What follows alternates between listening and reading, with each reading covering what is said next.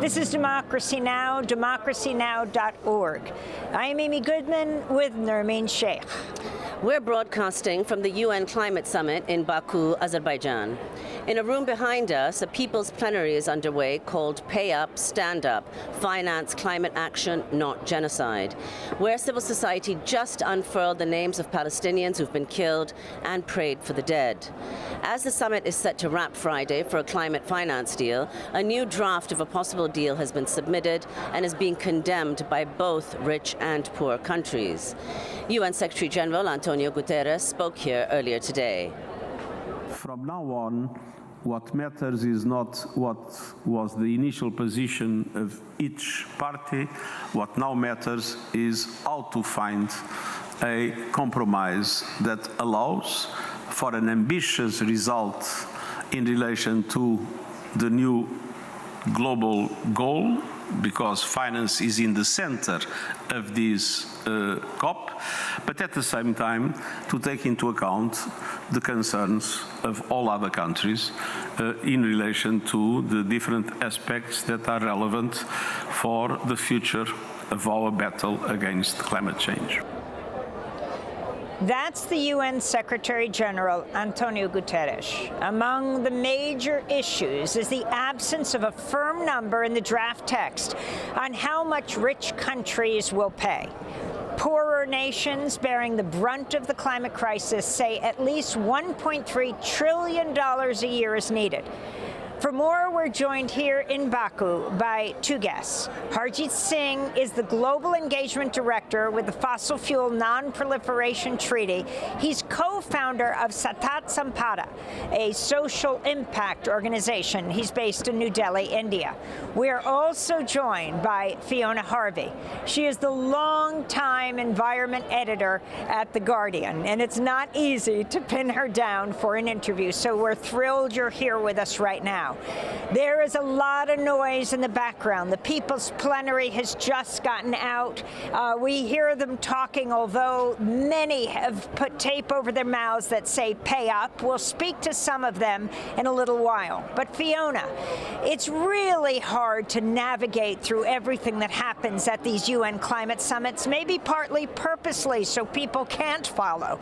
But today the issue is finance. And if you, in lay terms, can break it down for us, what exactly was the statement that was released this morning? What document was released? And what has been the response of the wealthy nations and the poorer nations? So we're here to negotiate a global settlement on climate finance, which is all about getting the funds that the poor world needs in order to cut greenhouse gas emissions, shift to a low-carbon economy, and adapt to the impacts of extreme weather driven by the climate crisis.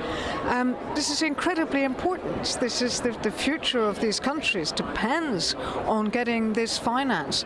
And what they're demanding is about $1 trillion a year. Now that sounds like a lot of money. It's actually not a great deal of money when you put it in context. It's about 1% of the global economy, and it's really a sum of money that is eminently findable.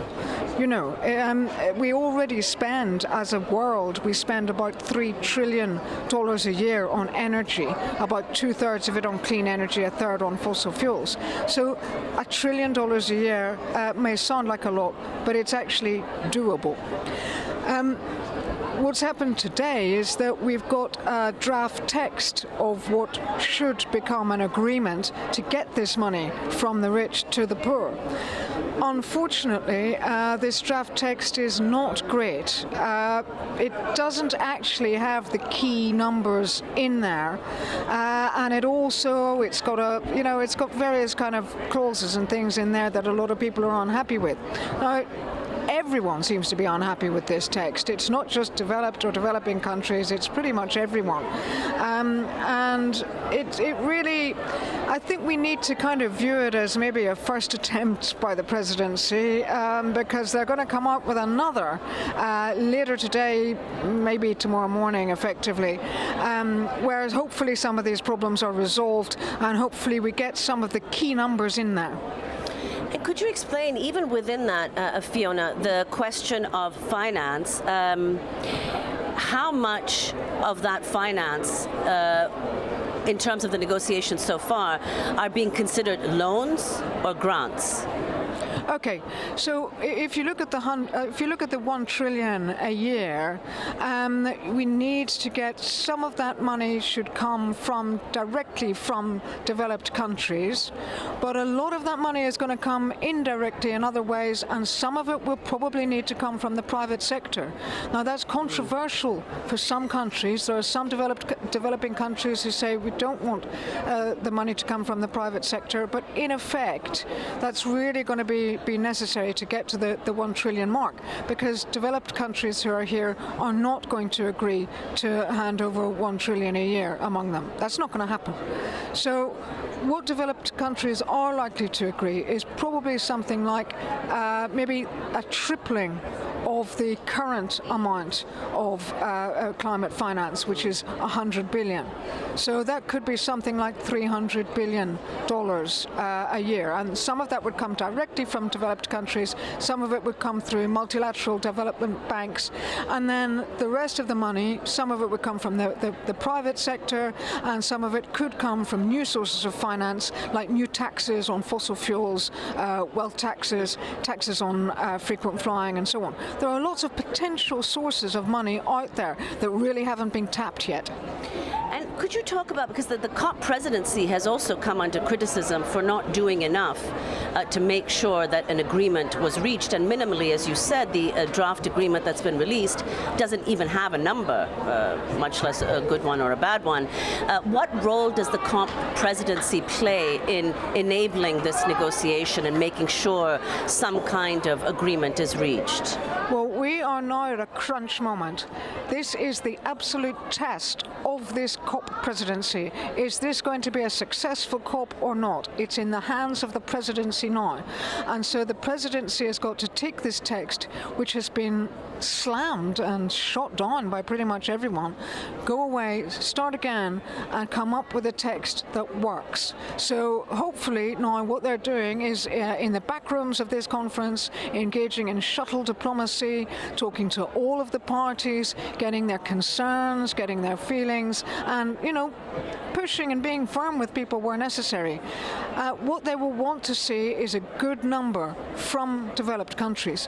What developed countries want to see is also a broadening of the contributor base, because at the moment you have a lot of countries who have big economies and big greenhouse gas emissions, but they don't contribute to climate finance. So that's countries like China, for instance, second biggest economy in the world, first biggest emitter by a really long way, and they don't actually do climate finance in the same way that developed countries do.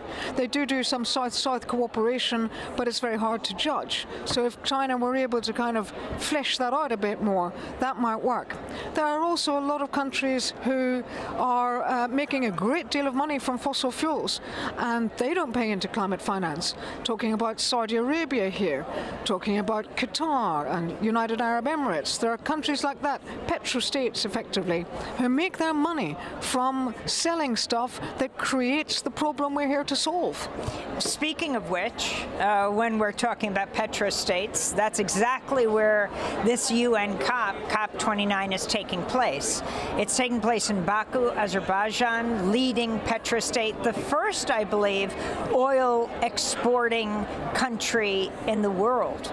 And I'm wondering about the significance of this. I mean, outside civil society, many climate justice activists and journalists have been arrested in the lead up to the COP, who expose oil and gas deals and corruption, leading economists, 6 journalists with an independent media outlet. And you also have here Global Witness exposing, acting like they were an oil dealer and calling up one of the heads of the in the COP presidency and saying, we'd like to make a deal with you. Before you leave us, Fiona, if you can talk about the significance. Last year it was in UAE, a petrostate. The head of it was the head of the national oil company. And this year, the repression on the outside and the deals that are being made on the inside, the largest delegation is the delegation of oil lobbyists from around the world. It's a really big issue at COPs, and the role of fossil fuel lobbyists here is terribly problematic. It's why some very prominent people have been calling here for reform of the COP process so that this can't happen. They want there to be more control over who's allowed to be the president of a COP, so that it couldn't be necessarily an oil state in future unless that oil state really agrees to actually take action and to agree to phase out fossil fuels and set out a credible pathway towards that. If an oil state were to do that, then I'm sure they'd be welcomed by very many people. So yes, it's a problem. On the other hand, the strength of this COP is that it is global. It's every country in the world comes here. Every country is entitled to have an equal say, and that's really, really important, because it means that the poorest countries can come here and confront the richest countries who are causing the problem. So, you want to make this COP as open as possible, and to some extent that means you have to make it open to petrostates, problematic though that is. So that's a problem that everyone here is still wrestling with.